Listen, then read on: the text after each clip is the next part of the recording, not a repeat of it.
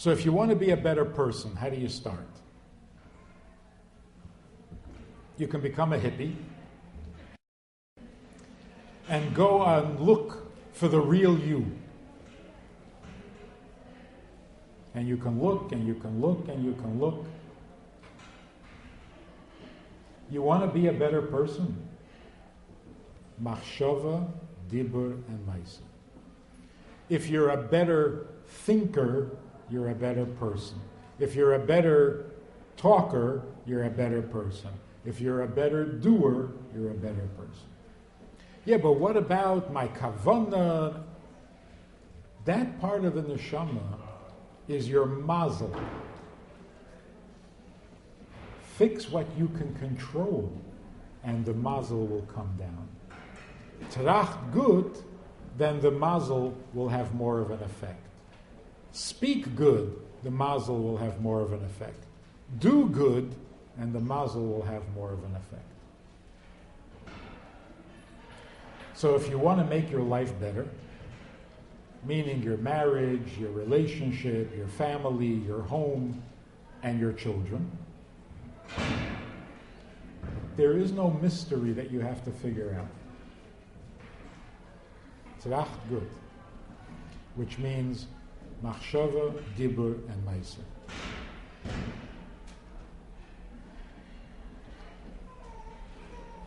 Particularly,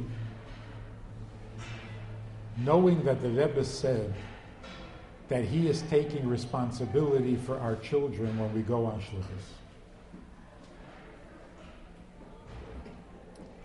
Does that mean that we have no responsibility? Does that mean that we can neglect our children because the Rebbe is taking care of them?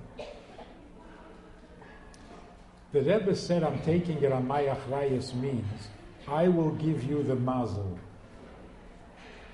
But if you close the door,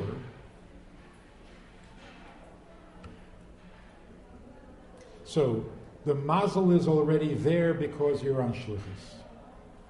The keiches makifim, the strong, infinite, endless keiches that the Rebbe offers, is there and available.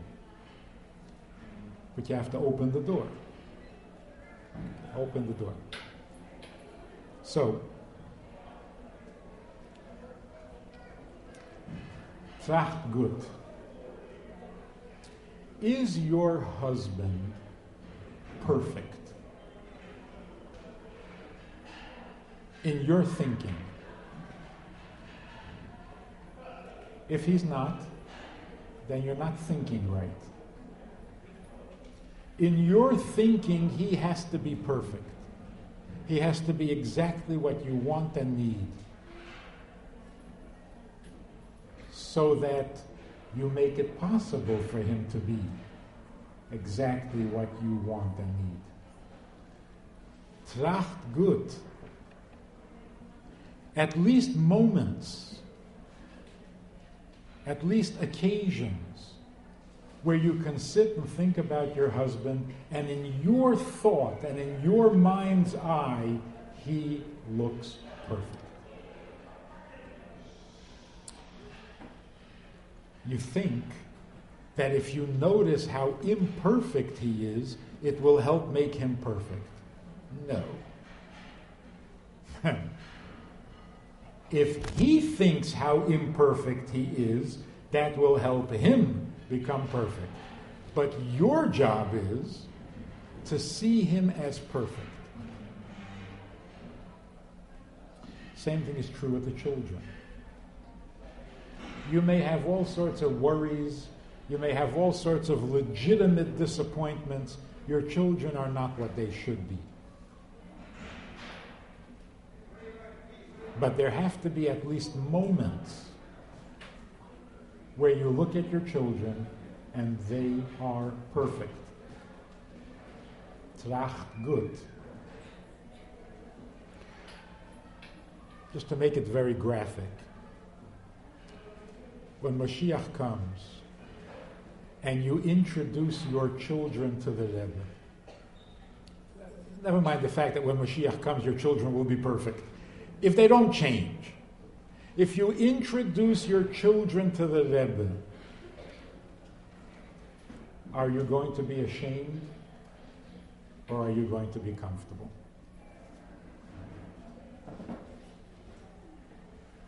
Will you cringe? Will you apologize? Rebbe, these are my children, I'm sorry.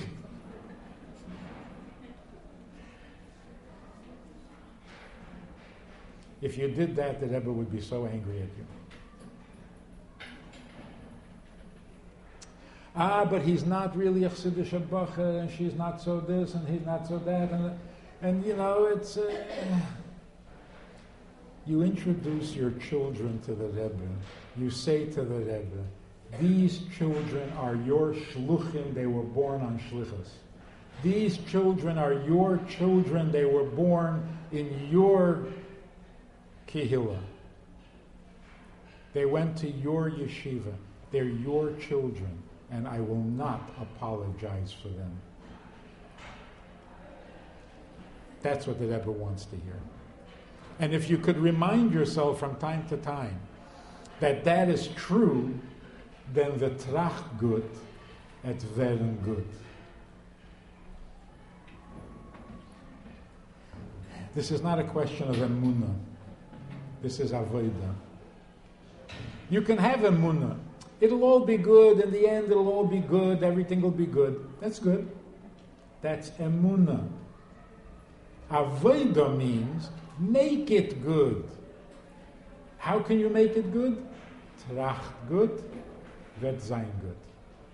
You can have the effect, not just hope for the best. Of course, you have to have emunah that your words will have an effect. But that's always the case.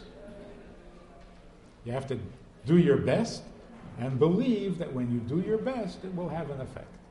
So, let's start trachting good. In those areas where it's hardest. Where is it hardest to tracht good? About your children. Because they're so bad. And they're your children. So it's very easy to look at somebody else's kid and say, nah, he's a good kid, leave him alone, he's fine. Yeah, but my own kid.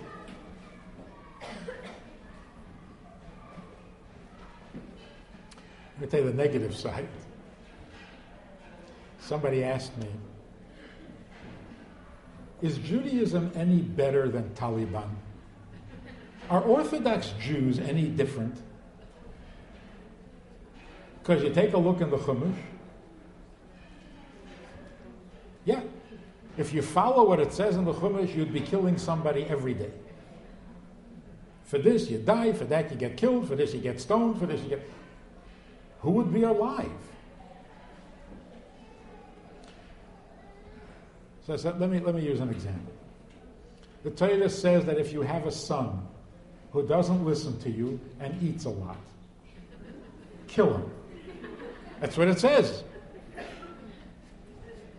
You bring him to Bezdin and you say, this is our son, he doesn't listen and he eats too much, and have him stoned to death.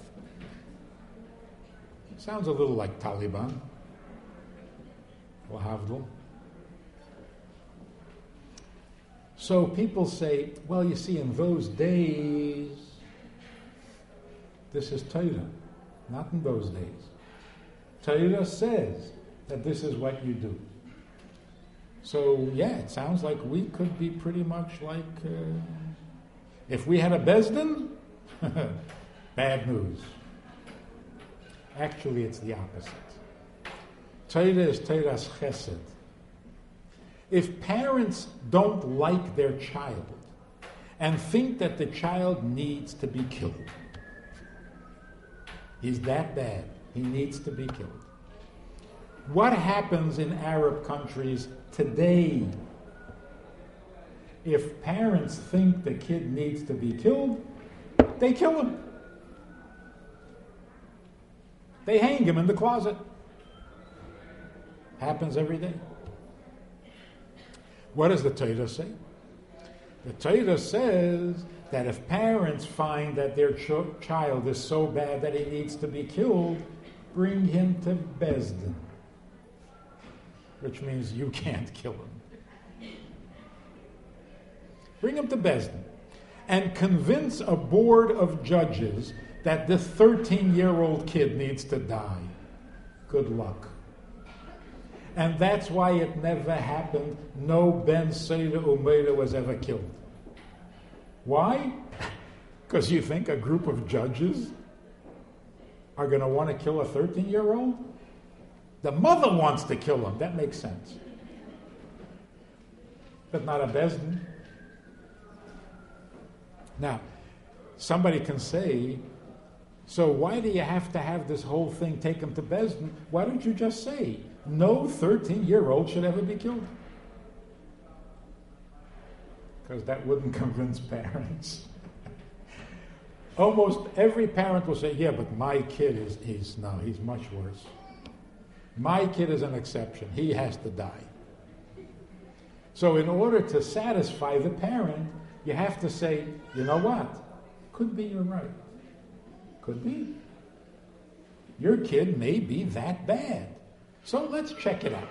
Bring him to Besdin and let's see.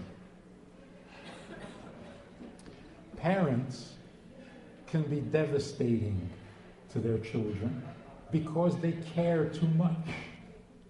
Because they care a lot. And it doesn't necessarily mean killing like Taliban, but there are many ways in which we can destroy a child because we think he's bad. Which, of course, makes no sense. You think he's bad, it bothers you very much, so you make him worse? That doesn't make any sense. So, even if a child seems to be so disappointing and so bad and so wrong and so off base, the muzzle is always good. Trach gut, open the door to the muzzle, and he will be good. So if that connection hasn't yet happened, okay, so it's going to happen soon.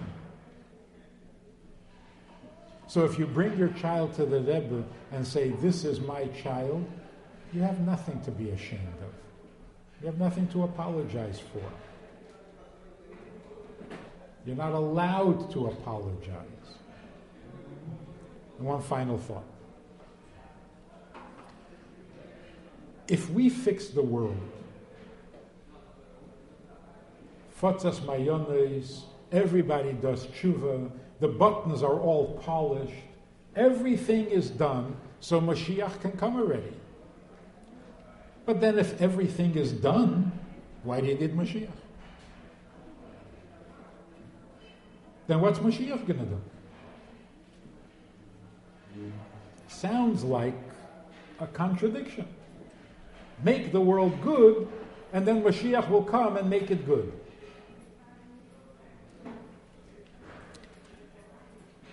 Our job is to bring the Rebbe healthy, good children. The Rebbe's job is to make them into Chassidim. I mean, what does a Rebbe do? A Rebbe makes Chassidim. Our job is to bring a healthy, good child to Moshiach and let Moshiach make him Moshiach. We don't have to do the entire job. We have to do what a parent does. What do parents do? You make a healthy, happy child and you give him to the Rebbe. And the Rebbe makes him into a chassid. So when you bring your children to the Rebbe and they're not big chassidim, that's fine. The Rebbe will make them chassidim. So all you have to do is bring your children to the Rebbe. And they are perfect. They're exactly what the Rebbe wants. They're exactly what the Rebbe needs. And then he will make them his chassidim. Trach gut. It's not always easy. Torah says sometimes parents want to kill their kids. So it must be true. It's not always easy. but you have to do it at least sometimes. At least sometimes you have to fall asleep thinking, my children are absolutely delightful.